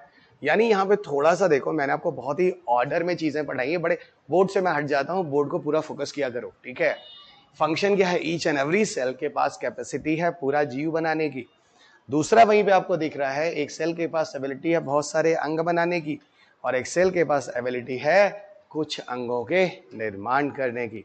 ये आपको जो दिख रहा है स्टेम सेल का आपके सामने है, ठीक है। स्टेम सेल के बहुत सारे एप्लीकेशंस हैं, ठीक है, स्टेम सेल के बहुत सारे एप्लीकेशंस हैं, ठीक है। स्टेम सेल्स के लेकर कुछ एथिकल इश्यूज भी हैं, उससे भी बात करेंगे। स्टेम सेल के अगर हम एप्लीकेशंस पे जाएं तो सबसे पहला तो मैं आपको बताऊं, बहुत सारी थेरेपी है जो हम कर सकते हैं, बहुत सारे उपचार है जो हम कर सकते हैं। जैसे ल्यूकेमिया नामक बीमारी में हम कर सकते हैं, जिससे हम कहते हैं ब्लड कैंसर। ल्यूकेमिया नामक बीमारी में जैसे ब्लड कैंसर वगैरह, वहां हम इसका उपचार कर सकते हैं, ठीक है। इसके अलावा आप ल्यूकेमिया के अलावा देखो, पार्किंसन में भी किया जा सकता है, जो न्यूरल प्रॉब्लम है पार्किंसन डिजीज में कर सकते हैं। और मैं आपको वो बीमारियां बता रहा हूं जहां पर आपको स्टेम सेल एक वरदान होने वाला है ना। डायबिटीज में, ठीक है, डायबिटीज में, हंटिंगटन डिजीज में बहुत सारे हैं, डायबिटीज मेलाइटस जिसको आप मधुमेह कहते हैं, टाइप 1 में यहाँ कर सकते हैं, है ना। कॉर्ड डिजीजेज हुई हैं, कॉर्ड डिजीजेज जो आपके स्पाइनल कार्ड वगैरह में हुई हैं, वहां कर सकते हैं। Diabetes mellitus type 1 cord diseases इसके अंदर कर सकते हैं। इसके अलावा देखो ऑर्थराइटिस है ना, ऑर्थराइटिस, गठिया जैसी बीमारियों में कर सकते हैं, गॉट इट, गठिया जैसी बीमारी में कर सकते हैं, ऑर्थराइटिस है। इसके अलावा बच्चों जैसे कि स्किन बर्निंग वगैरह हो गई, है ना, स्किन बर्न वगैरह हो गया, ठीक है, स्किन बर्न वगैरह हो गया। इवन मैं आपको बताऊं तो सबसे बढ़िया इसकी थेरेपी जो आपको दिखेगी वो आपको ऑर्गन ट्रांसप्लांटेशन में मिल जाएगा, है ना। ऑर्गन ट्रांसप्लांटेशन में जब आप खुद ऑर्गन बनाओगे तो वहां पर क्या होने वाला है, फिर वही बात, no need of immunosuppression medicine. आपको ऐसे इंजेक्शन लेने नहीं पड़ेंगे जिससे आपकी नहीं तो इम्यूनिटी चली जाए और आप मर जाएंगे। इम्यूनोसप्रेशन मेडिसिन, ये सारी बेनिफिट हैं जो आपको यहाँ होने वाले हैं। ऑर्गन ट्रांसप्लांटेशन, ठीक है, ये सारे बेनिफिट होने वाले हैं। मसल्स डिसऑर्डर्स हो जाते हैं, न्यूरोलॉजिकल डिसऑर्डर्स हो जाते हैं, इन सारी चीज़ों के केसेस में मैं आपको कुछ एग्जांपल्स बताता हूँ, ठीक है। मैं आपको कुछ और जैसे नए ड्रग्स की टेस्टिंग कर सकते हैं, ठीक है, टेस्टिंग ऑफ न्यू ड्रग्स वगैरह कर सकते हैं, है ना, न्यू ड्रग्स की टेस्टिंग कर सकते हैं, जो नए ड्रग्स होते हैं, दवाइयाँ होती हैं, उनकी टेस्टिंग कर सकते हैं। डेवलपमेंट ऑफ न्यू ड्रग्स में भी, डेवलपमेंट ऑफ न्यू ड्रग्स, है ना, नए दवाइयों का निर्माण कर सकते हैं, ठीक है, न्यू ड्रग्स टेस्टिंग कर सकते हैं, डेवलपमेंट ऑफ न्यू ड्रग्स कर सकते हैं। ये सारे के सारे बेनिफिट जो हैं इससे संभव है। मैं आपको इसको थोड़ा और खूबसूरत तरीके से समझाता हूँ, जरा समझना। होता क्या है, जैसे मान लो किसी एक बच्ची है, मैं आपको बताता हूँ, बहुत पहले की बात है, उसका फ़ोन आया, मैं आपको बता रहा हूँ 2010 की घटना। सोचो, उस समय मैं जयपुर गया था, क्लास लेने, यूपीएससी की क्लास थी। उस बच्ची ने मुझे कॉल किया कि सर हुआ क्या है, देखो एक्सीडेंट हो गया, और एक्सीडेंट होने से मेरे आँख की रोशनी चली गई। स्कूटी वगैरह वो चलाती थी और कुछ एक्सीडेंट हुआ कैसे भी कि उसकी एक आँख की रोशनी चली गई। उसने मुझे कहा कि सर डॉक्टर ने मुझे एक ही आशा की किरण दिखाया है, स्टेम सेल ट्रीटमेंट, तो मुझे कहाँ जाना चाहिए। उस समय ISC Bangalore Indian institute of science में 2010 की बात कर रहा हूँ, 10-11 की घटना है, बहुत अच्छा था। मैंने उसे बोला बच्चा आप वहाँ जाओ, आपके लिए कुछ वहाँ पर ऑप्शंस होंगे, जरूर होंगे, ठीक है। तो वहाँ पर एक कंसेप्ट क्या था कि जैसे उसके आँख जो आगे थे वो सही थे, पीछे के जो न्यूरॉन्स थे वो सही थे, बीच के जो मसल्स थे वो डैमेज हो गए थे स्कूटी से एक्सीडेंट होने पर। तो वहाँ पर क्या था, अगर हम स्टेम सेल को वहाँ पे इंजेक्ट कर दें तो इंसेक्ट स्टेम सेल एक ऐसा सेल होता है जिसमें डिफरेंशिएट और स्पेशलाइज्ड होने की क्षमता होती है। ऐसे केस में क्या होगा, उस टिश्यूज की रिकवरी हो जाती है और आई की जो रोशनी होती है वो आ जाती है। तो डॉक्टर ने इस तरीके से खूब चलाया। एक और चीज आपको बताऊंगा, एक और उदाहरण बताऊंगा जहां पर स्टेम सेल के लिए क्या किया गया। एक बच्चा है, मान लो उसके हार्ट में छेद रह जाता है और बाई बर्थ ये चीज हो जाती है, तो वहां पे भी स्टेम सेल्स को हम वहां एंटर्ड करके उसकी रिकवरी कर सकते हैं। जैसे यहां पर एक बीमारी दी गई है ल्यूकेमिया ब्लड कैंसर होता है। ब्लड कैंसर एक ऐसी बीमारी होती है जहां पर एक्चुअल में जो हमारा बोन मैरो होता है वो WBC की संख्या को बहुत ज्यादा बढ़ा देता है। जनरली हम लोगों में 5,000-6,000 से लेके 12,000 पर मिलीमीटर क्यूब के आसपास WBC होता है। अब गूगल कर लो, आपको मिल जाएगा। और मैं ये बता रहा हूं कि ब्लड कैंसर में हजारों हजार लाखों तक ये पहुंच जाते हैं और WBC की संख्या को लाखों लाखों तक पहुंचना एक ब्लड कैंसर का कारण है। तो यहां पर अगर स्टेम सेल को हम बोन मैरो के अंदर ले जाएं और उनसे हम रिकवरी करा लें तो जो WBC के नंबर है ना वो प्रॉपर कंट्रोल तरीके से आ जाएंगे और ये एक अच्छा खासा ऑप्शन है भविष्य के लिए, ठीक है। ये कुछ ट्रीटमेंट्स हैं जो स्टेम सेल की मदद से मैं आपको बता रहा हूं भविष्य के लिए आपका जीवन बचाएंगे, ये ध्यान रखना। स्टेम सेल को लेके कुछ ऐसे हैं जो कंट्रोवर्सी होती है, कुछ एथिकल डिबेट्स भी होते हैं। क्या है स्टेम सेल को लेके होने वाले एथिकल डिबेट्स? देखो बच्चों, स्टेम सेल के साथ जो एथिकल डिबेट है वो क्या होता है। जो एथिकल डिबेट है वो ये होता है कि जब हम एम्ब्रियोनिक कंडीशन में जब हम ब्लास्टोसिस्ट को लेते हैं तो we are killing an embryo actually, है ना। हम एक एम्ब्रियो को मारते हैं। इसको समझाने के लिए मैं आपको लिए चलता हूं उस पिक्चर की तरफ जो मैंने आपको क्लोन में समझाने की कोशिश की थी। मैंने क्लोन के समय ये आपको समझाने की कोशिश की, देखो ऐसा है, ये ब्लास्टोसिस्ट को जब ब्लास्टोसिस्ट में से जब स्टेम सेल को निकालते हैं तो होता क्या है, अमूमन ये पूरा का पूरा जो ब्लास्टोसिस्ट होता है इस स्टेम सेल को निकालने के बाद ये मर जाता है। इसका मतलब है कि इस पूरे रिसर्च में हम क्या करते हैं, अगर इस तरीके से स्टेम सेल को बनाकर स्टेम सेल को यूज करते हैं तो हम एक नई जान को मारते हैं। ह्यूमन राइट्स वाले यहाँ पर इस तरह की बातें करते हैं। फिलहाल साइंटिस्ट का कहना ऐसा कुछ भी नहीं है, क्योंकि आप 4 से 5 दिन में जब कोई एम्ब्रियो डेवलप होकर ब्लास्टोसिस्ट अवस्था तक आता है तो उस समय तक हम ये नहीं बोलेंगे कि भ्रूण जो है वो जिंदा है। जिंदगी तो तब बोली जाती है जब उसमें हार्ट बीट्स वगैरह शुरू हो जाते हैं। लेकिन वहीं पर adult cell, amniotic stem cell, है ना, वहीं पर अगर हम adult cells, amniotic stem cells, अगर इस तरह की सेल की बात करें तो यहां पर किसी भी तरह का कोई क्राइम नहीं है, यानी यहां पर कोई इश्यू नहीं है। अब देखो एडल्ट स्टेम सेल में क्या, आपके बोन मैरो से स्टेम सेल निकालो, इसमें क्या प्रॉब्लम है? कोई प्रॉब्लम नहीं है। लेकिन यहां पर है, अब देखो जैसे ऐसा होता है आजकल, क्या होता है घरों में, आजकल की बहुत दिन से होता है, बहुत सारी कंपनियां हैं जो आपको कुछ सुविधाएं देती हैं। क्या सुविधाएं देती हैं? कंपनी आपको एक ऑप्शन देती हैं, कंपनी आपको ये ऑप्शन देती है, भाई ऐसा है कि आप, है ना, ऐसा एक ऑप्शन ये देती हैं कि आप चाहें तो अपने बच्चे का स्टेम सेल प्रिजर्व कर सकते हैं। तो जब कोई मम्मा से जब बच्चा बाहर आता है, उसका जो अम्बिलिकल कॉर्ड कटता है, उस समय उसमें जो स्टेम सेल होता है उसको ले जाके प्रिजर्व कर लिया जाता है और उस तरीके को हम कहते हैं बच्चा क्रायो प्रिजर्वेशन। इसी क्रायो प्रिजर्वेशन टेक्नोलॉजी के द्वारा हम बच्चे के स्टेम सेल को, इसके अलावा बहुत सारी चीजें, सेल हैं, टिश्यूज हैं, ऑर्गन्स हैं, क्रायो प्रिजर्वेशन में प्रिजर्व कर लिए जाते हैं। ये ऐसी टेक्नोलॉजी है जहां -196 डिग्री सेल्सियस टेम्परेचर पर लिक्विड नाइट्रोजन के अंदर स्टेम सेल डीएनए जीन वगैरह को कंजर्व करके रख लिया जाता है। वो खराब नहीं होते, मरने नहीं पाते हैं। कल को भविष्य में अगर स्टेम सेल को यूज करना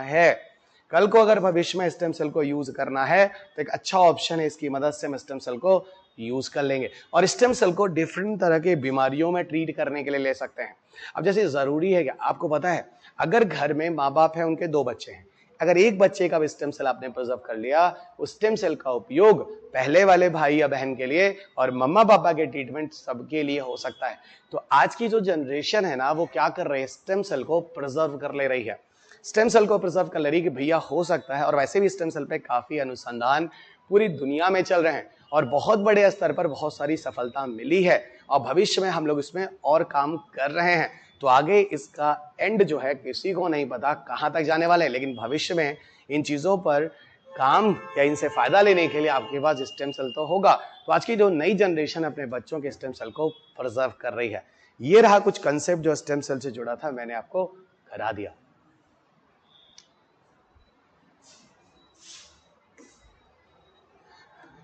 अब देखो, अभी कुछ चीजें हैं जो यहाँ पे बायोटेक में और बचती हैं। एक तो जीन थेरेपी पे बात करनी है, गॉट इट। एक तो जीन थेरेपी पर यानी जीन उपचार पे बात करनी है, गॉट इट, जो कि बहुत ज्यादा जरूरी है। यहीं पर एक कंसेप्ट आता है जिसको हम लोग कहते हैं जीन एडिटिंग भी। और जीन एडिटिंग में एक कंसेप्ट आया है जिसको हम कहते हैं क्रिस्पर। और एक जो और चीज है जहां पर इसके मिसयूज की बात होती है जीन थेरेपी की, जिसको कहते हैं जीन डोपिंग, जिसको हम लोग कहते हैं जीन डोपिंग। ये सब समय के साथ आने वाले प्रश्न हैं, याद रखिएगा। वैसे भी क्रिस्पर पर यूपीएससी ने 2 क्वेश्चन पूछ भी दिया है ना, clustered regularly interspaced palindromic sequence repeats, इस पर क्वेश्चन यूपीएससी ने पूछ भी दिया है। पहले मैं आपको लिए चलता हूं जीन उपचार यानी जीन थेरेपी क्या है, फिर मैं आपको समझाऊंगा जीन एडिटिंग क्या है, फिर मैं आपको बताऊंगा जीन एडिटिंग की एक नई तकनीकी जो क्रिस्पर है वो क्या है, और फिर बताऊंगा देखो जीन थेरेपी का मिसयूज जो है, जो जीन डोपिंग करके जो खिलाड़ी हैं अपनी स्टैमिना बढ़ा सकते हैं। और वर्ल्ड एंटी डोपिंग एजेंसी के लिए, वाडा के लिए एक बहुत बड़ी समस्या है। वाडा मतलब दोस्त world anti doping agency, world anti doping agency के लिए बहुत बड़ी समस्या है, ठीक है ना। वर्ल्ड एंटी डोपिंग एजेंसी के लिए बहुत बड़ी समस्या है, ये भी थोड़ा सा ध्यान रखना। तो वर्ल्ड एंटी डोपिंग एजेंसी के लिए एक बहुत बड़ी समस्या है। तो ये सारी चीजें हैं जो हम लोग यहाँ पर कवर करने वाले हैं। ओके, पहले मैं आपको बता दूं जीन थेरेपी में करते क्या। देखो, जीन सबको पता है एक जेनेटिक कैरेक्टर होता है जो पीढ़ी दर पीढ़ी चलता है, ठीक है। और अगर इसमें कोई जीन में कोई डिफेक्ट होता है तो उस जीन के डिफेक्ट्स को दूर किया जाता है। देखो, जो जीन में डिफेक्ट होता है ना, वो डिफेक्ट जो होता है 2 स्तर पे हो सकता है। एक तो ऐसा हो सकता है कि बाई बर्थ हो, जैसे ही बच्चा पैदा हो उसके अंदर वो जेनेटिक डिफेक्ट्स वाले गुड, मम्मा पापा हीमोफीलिया थे या सिकल सेल एनीमिया थे, बच्चे के अंदर वो हीमोफीलिया सिकल सेल एनीमिया चला आया, एक तो वो होता है। और दूसरा ऐसा होता है जो कि एक्वायर्ड जीन होता है ना, एक्वायर्ड डिफेक्ट आता है। एक्वायर्ड का मतलब समय में आगे चलकर कैंसर हो गया, और कैंसर भी क्या होता है, सडन होने वाले जेनेटिक चेंजेस होते हैं। तो जो बीमारी हो सकती है, जीन डिफेक्ट्स हो सकते हैं, वो बाई बर्थ का मतलब इनेट भी हो सकते हैं और एक्वायर्ड भी हो सकते हैं, कैंसर वगैरह के फॉर्म में, वो आगे भी चलकर हमें हो सकता है। और कैंसर भी एक तरह का जेनेटिक डिफेक्ट ही है। कैंसर भी क्या है, कैंसर भी एक तरह का जेनेटिक डिफेक्ट ही है। अब कहानी क्या कहती है, कहानी ये कहती है, जरा समझो, जो इनेट है ना, जो इनेट है, इसके ट्रीटमेंट के लिए जिस जीन थेरेपी का यूज किया जाता है उसको कहते हैं जर्म लाइन जीन थेरेपी। इसको कहते हैं जर्म लाइन जीन थेरेपी, और इसको हम लोग कहते हैं सोमैटिक जीन थेरेपी। इसको हम लोग कहते हैं सोमैटिक जीन थेरेपी। तो जर्म लाइन जीन थेरेपी आपको समझ में आ गया है ना, यहां हो गया, और ये आ गया सोमैटिक जीन थेरेपी, ठीक है। तो जर्मलाइन जीन थेरेपी और सोमैटिक जीन थेरेपी, ये 2 चीजें मैंने आपको स्क्रीन पे बता दी हैं, got it. Germline gene therapy और सोमैटिक जीन थेरेपी। ओके, अब देखो, जो जर्मलाइन जीन थेरेपी होते हैं, वो थेरेपी जो होती है वो जनरेशन टू जनरेशन चलती है, यानी पीढ़ी से पीढ़ी चलती है। मतलब सर आप ये कहना चाह रहे हैं, यहाँ एक बार ट्रीटमेंट हो गया, अब अगली जनरेशन के बच्चों में, ठीक है, फिर वो ट्रीटमेंट सही से वैसे ही रहेगा, उस तरह की दिक्कतें नहीं आने पाएंगी, नहीं, नस्लें सुधार दिया।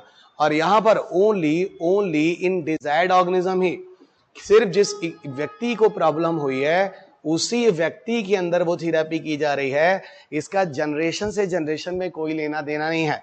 तो ये नो जनरेशन टू जनरेशन, ये नो जनरेशन टू जनरेशन वाली थेरेपी है, ठीक है। यहां पीढ़ी दर पीढ़ी थेरेपी जो है उपचार नहीं, आप ही में हुआ है, बस अगली पीढ़ी में जो गुण है वो जाएगा जाएगा, ठीक है ना। इस तरह के फेरबदल वाले, अब जैसे सही बात है, अगर किसी बंदे को कैंसर हो रहा है तो बचपन में थोड़ी इस तरह की चीजें लेकर आया, वो तो क्या है आगे चलकर एक्वायर हुआ तो उसकी थेरेपी कर लो, उसका उपचार कर लो। तो वो चीज जो होती है वो किसके अंदर आती है, एक्वायर्ड जीन थेरेपी के अंदर आती है। और इनेट मैंने आपको समझा दिया बाय बर्थ क्या है। अब बात ये होती है बाय बर्थ जीन थेरेपी के लिए करना क्या होता है। ऐसा है, करना कुछ नहीं होता।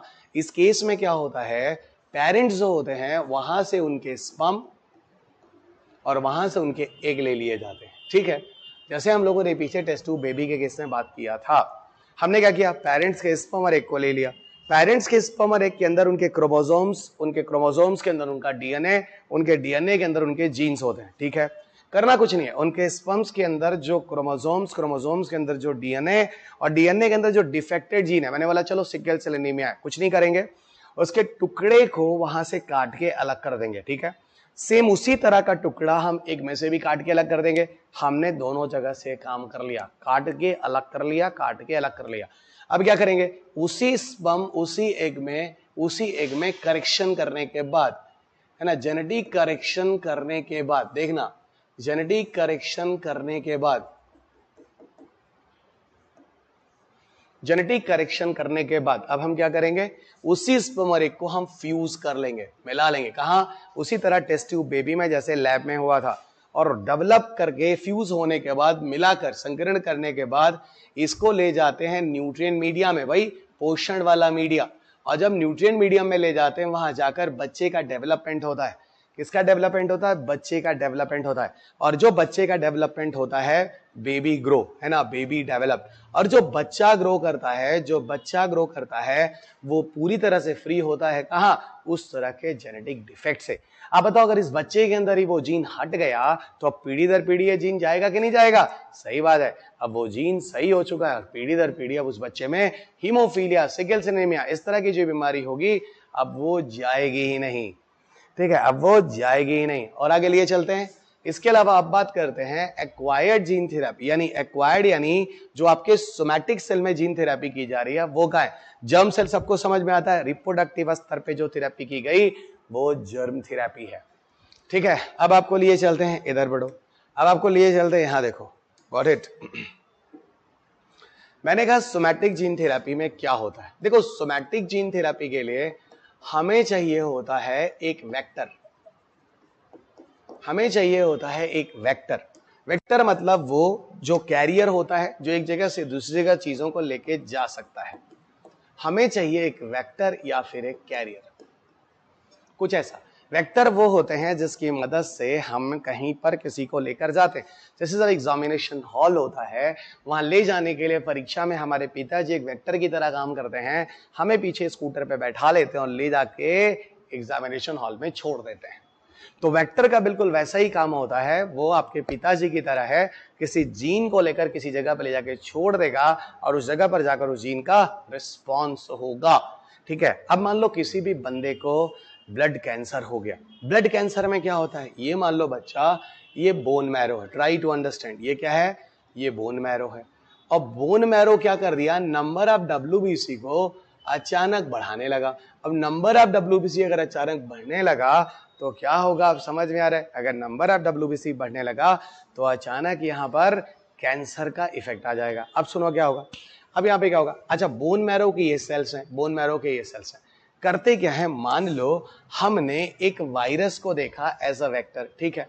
एक विषाणु है जो एक वेक्टर है, इस वायरस के अंदर अपना जीन है, अपना जीन है, अपना जीन है, ठीक है।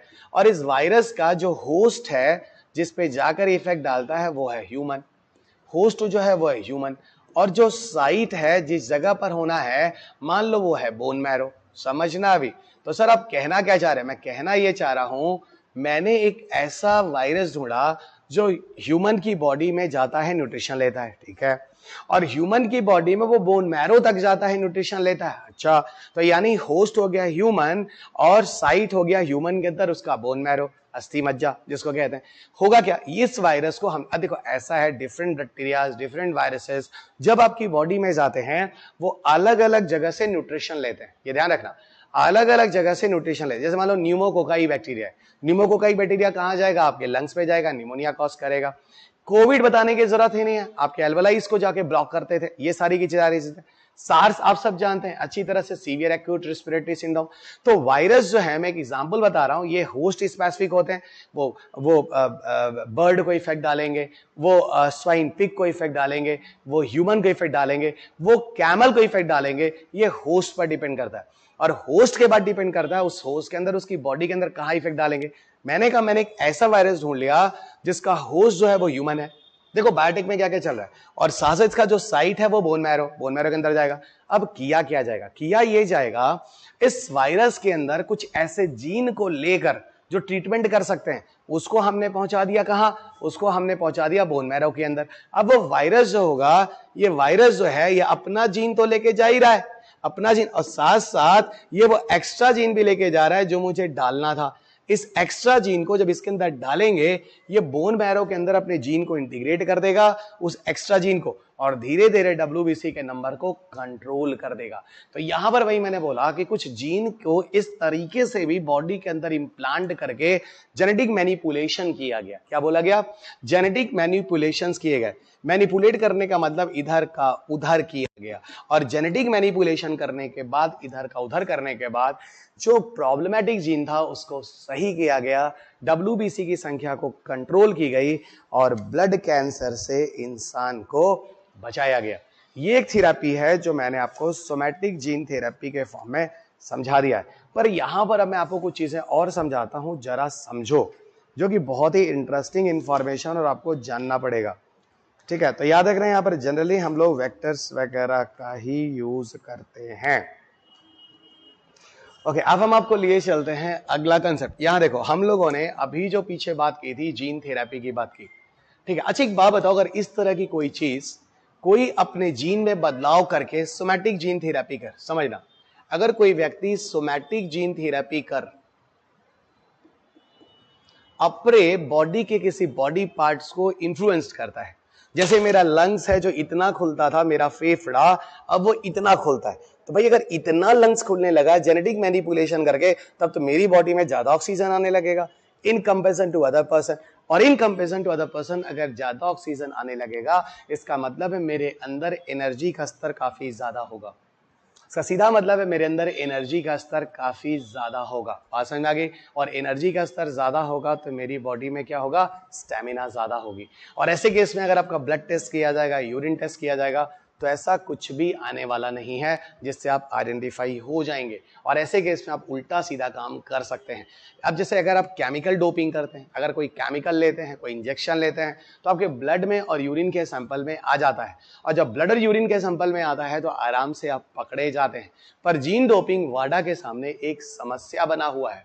फिलहाल जीन डोपिंग का केस तुरिन विंटर ओलंपिक में 2007 में पहली बार मैंने न्यूज में सुना था, यानी आज से लगभग कितने साल पहले, लगभग 20 साल पहले, 18 साल पहले आपको बताऊं, मैंने सबसे पहले जीन डोपिंग का केस तुरिन ओलंपिक में सुना था। फिलहाल उस केस की बात यहां करने की जरूरत नहीं है, हम 25 के विद्यार्थी हैं, ठीक है।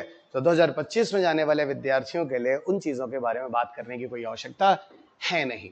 हम आपको लिए चलते हैं, तो मैंने आपको जीन थेरेपी के मिसयूज को बोल दिया, जीन डोपिंग है और ये वाडा के लिए एक समस्या है। हम आपको लिए चलते हैं जीन एडिटिंग की तरफ, ठीक है। जीन एडिटिंग के कॉन्सेप्ट को जरा समझो, होता क्या है।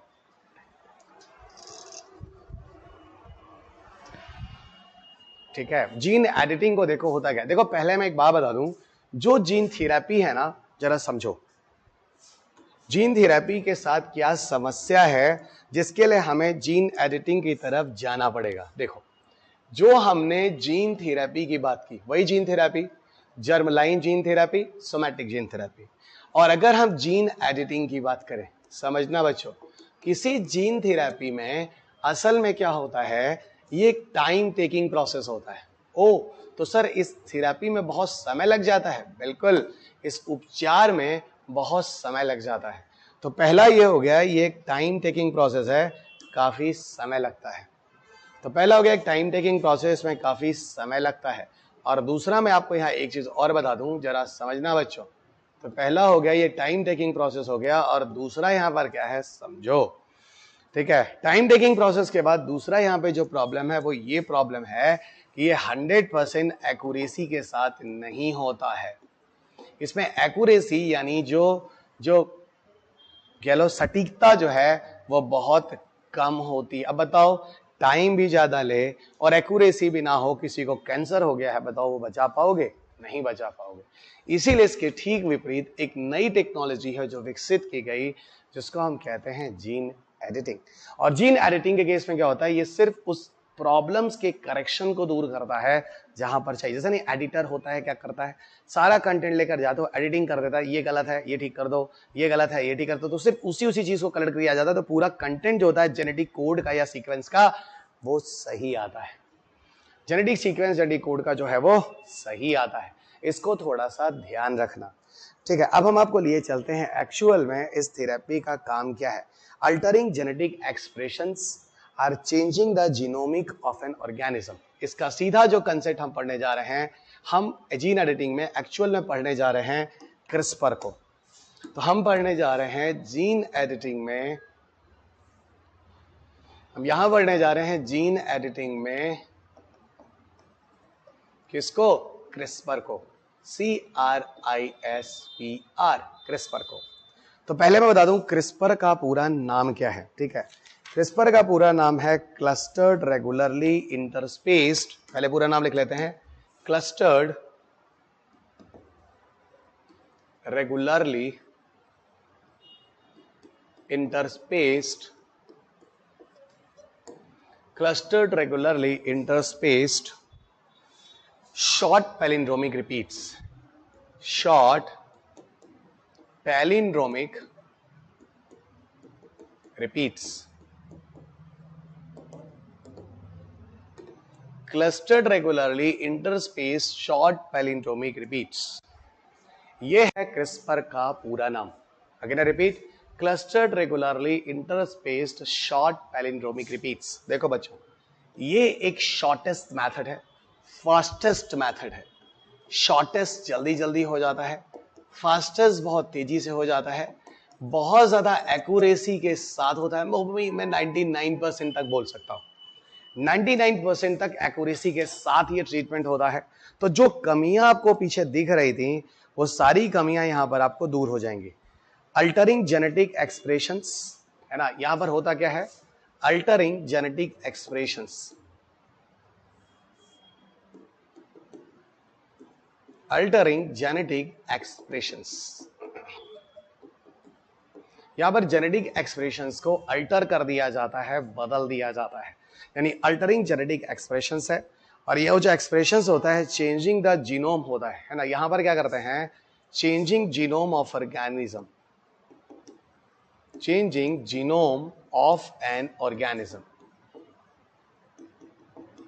यहां पर क्या होता है, सीधा आपके जेनेटिक एक्सप्रेशंस को बदलकर आपका जो जेनेटिक जो भी अल्टरेशन हो रहा है, जेनेटिक एक्सप्रेशन जहां पर कोई जेनेटिक कोड उल्टे सीधे हो गए हैं, उसको बदल दिया जाता है और उस तरफ से पूरा जो जीनोम सीक्वेंस होता है, जिससे पूरा ऑर्गेनिज्म बनता है, उसका करेक्शन हो जाता है और इससे हम ऑर्गेनिज्म को बता लेते हैं। इसको एक्चुअल में बताऊं तो कट एंड पेस्ट मैकेनिज्म के नाम से भी जाना जाता है।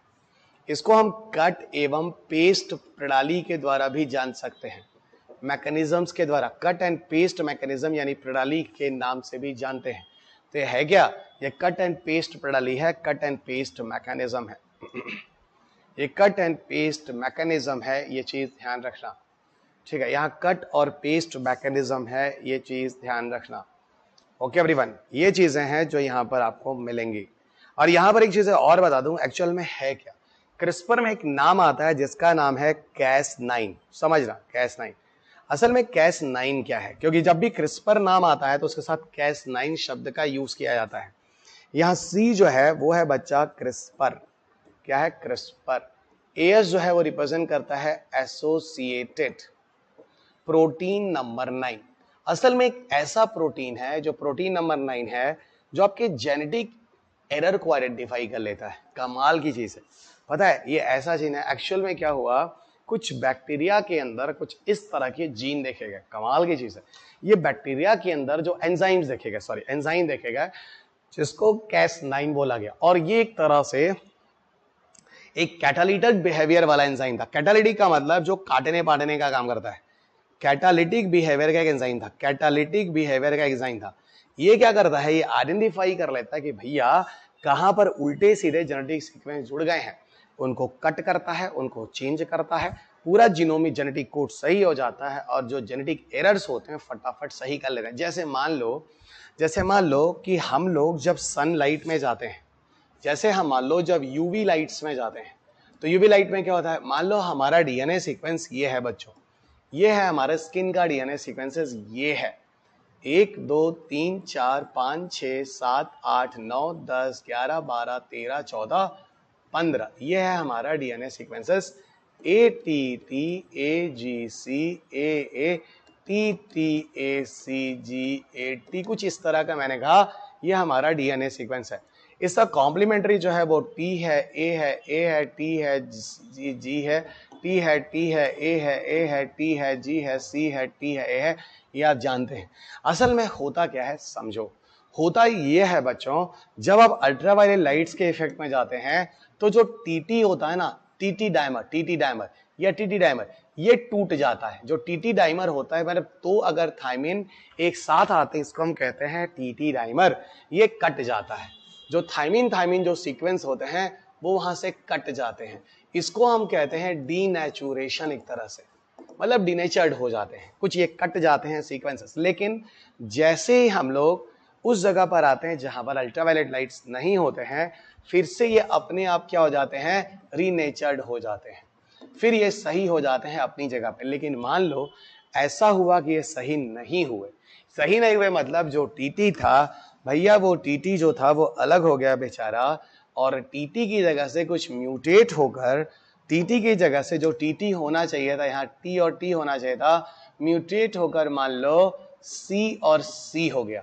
अब जब सी और सी म्यूटेट हो गया तो पूरा का पूरा जो जेनेटिक कोड था, जेनेटिक कोड यानी जो triplets of set of sequences होते हैं, वो आगे चल के अब इसकी वजह से आगे चल के डिफेक्टिव कैरेक्टर बनने लगा, है ना, डिफेक्टिव कैरेक्टर बनने लगा। अब क्या होगा, करना कुछ नहीं है, अगर इसके अंदर Cas9 को डाल दिया जाए, Cas9 को अगर बॉडी के अंदर इंटीग्रेट कर दिया जाए, ये जाएगा, यहाँ पे जाएगा, चेक करेगा, अरे ए का टी होना चाहिए था, सी कैसे आ गया, तो ये क्या करेगा, यहां से सी के टुकड़े को काट करके अलग कर देगा। और हम सब की बॉडी के अंदर सेल्फ रिपेयरिंग मैकेनिज्म होता है, देखो टूट रहा था, खुद जुड़ जा रहा था, और उस सेल्फ रिपेयरिंग मैकेनिज्म से क्या होगा, अपने आप ए का पूरा कॉम्प्लीमेंट्री आके यहाँ टी फिर जुड़ जाएगा, ए का फुल कॉम्प्लीमेंट्री आके टी जुड़ जाएगा, इस तरीके से हमारा एरर ठीक हो जाएगा। कुछ इस तरीके समझो Cas9 अच्छे तरीके से काम करता है और शॉर्टेस्ट समय ही में ही बहुत बड़ी बड़ी चीजों का काम कर जाता है। ठीक है, इस तरीके से हम मान सकते हैं कि हमारी बॉडी में, ठीक है, जो भी इश्यूज हैं, ठीक है। अच्छा, इसके साथ बहुत सारे इश्यूज भी हैं, अब CRISPR-Cas9 के साथ बहुत सारे इश्यूज भी हैं। अब ये कहा जाता है, मान लो अगर CRISPR-Cas9 ऐसा भी हो सकता है कि हमारे बॉडी के जेनेटिक कैरेक्टर्स को साथ कुछ जेनेटिक कोड को रॉन्ग सीक्वेंस में अगर आइडेंटिफाई कर गया तो बॉडी के अंदर जाकर ये किसी तरह का कैंसर भी लीड कर सकता है, किसी भी तरह का ये कैंसर भी लीड कर सकता है। यहीं पर ये बोला जाता है बहुत सारे अदर बीमारियों के पीछे भी, अदर डिजीजेस वगैरह भी, अदर बीमारियों के पीछे भी ये रिस्पॉन्सिबल हो सकता है। बहुत सारी बीमारियां ये और भी कॉज कर सकते हैं, जरूरी नहीं सिर्फ वो कैंसर ही करे। और इसको लेके बहुत सारी चीजें बोली जा रही हैं, है ना, इसको लेके बहुत सारी चीजें बोली जा रही हैं कि यहाँ पर जो मैनिपुलेशन ऑफ ह्यूमन एम्ब्रियोज वगैरह है, ठीक है, यहाँ पर मैनिपुलेशन ऑफ ह्यूमन एम्ब्रियोज वगैरह है, वो भी किया जा सकता है। यानी ह्यूमन एम्ब्रियो की बहुत सारे गुणों वगैरह को परिवर्तन करना भी, और ये सारी चीजें जो एक तरह से एक एथिकल इशू भी है, एक एथिकल इशू है। लेकिन हाँ, यही मैं आपको बता दूं, चाहे अमेरिका के वैज्ञानिक हो, चाहे दुनिया के किसी भी कंट्री के वैज्ञानिक हो, वो सब के सब इसको लेकर बहुत ज्यादा एक्साइटेड हैं, बहुत ही ज्यादा एक्साइटेड हैं, और वो इन पे बहुत ज्यादा काम कर भी रहे हैं। तो आगे ये जो भी चीजें हैं, मैंने आपको जीन एडिटिंग वगैरह करा दी, इस पे भी खूब क्वेश्चंस पूछे गए हैं, 2-3 क्वेश्चन आपके पेपर में जीन एडिटिंग पे भी पूछे गए हैं। तो यहाँ पर मुझे ये दिखता है कि मैंने आपको सारी चीजें करा दी हैं, जो जो चीज़ें एग्ज़ाम्स के लिए महत्वपूर्ण थी, और मैंने इसमें कुछ भी नहीं छोड़ा है, ठीक है। तो ये चीज़ें आप ठीक से देख लेना, इनमें कुछ भी परेशान होने की ज़रूरत नहीं। और यहाँ पे ये पूरा का जो सीक्वेंस था मैंने आपको दिखा दिया। ये देखो, ये पूरा टॉपिक है जो हम लोगों ने यहाँ से कवर किया है। जीन थेरेपी, जीन एडिटिंग, इसमें क्रिस्पर के साथ Cas9, CRISPR associated protein number 9, ठीक है, जीन डोपिंग, जीन थेरेपी का मिसयूज, वाडा के साथ जो इशू है, वर्ल्ड एंटी डोपिंग एजेंसी, ये सारी चीज़ें मैंने आपको करा दी। ठीक है बच्चों, अगले लेक्चर में फिर मुलाकात होगी। तब तक अपना ख्याल रखें, स्वस्थ रहें, खुश रहें, मस्त रहें, मुस्कुराते रहें। जय हिंद।